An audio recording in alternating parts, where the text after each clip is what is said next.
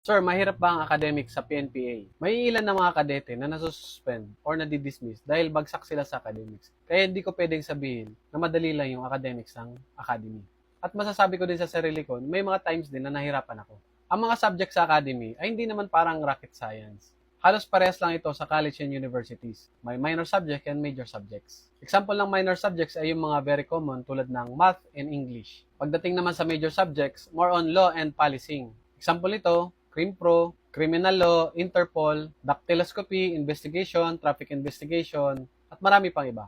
Nakadagdag din pala ng difficulty sa academics dahil hindi naman tulad ng college and universities ang academy na focus lang sa pag-aaral. Maliban na lang kung working student ka or active ka sa extracurricular activities. Sa academy kasi, may time ka lang na pwede mag-aral. At buong maghapon, may mga activities ka na kailangan mong gawin. Merong mga extracurricular activities tulad ng athletics, drills and ceremonies, dorm inspections, reportings, compliance, at marami pang iba. Ibig sabihin, kailangan mo ng time management and focus. Kahit matalino ka pero masyadong occupied yung isip mo sa mga activities at nakakalimutan mo ng mag-aral, may possibility na pwede kang bumagsak.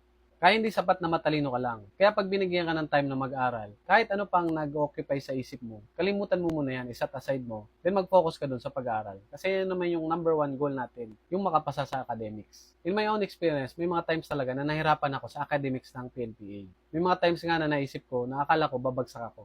Pero luckily, never ko na-experience ang bumagsak ng subject sa academy kahit isang beses. So yun lang. I hope pag naging kadete kayo, maalala nyo itong tip ko. Kung may katanungan kayo, comment nyo lang. Follow for more.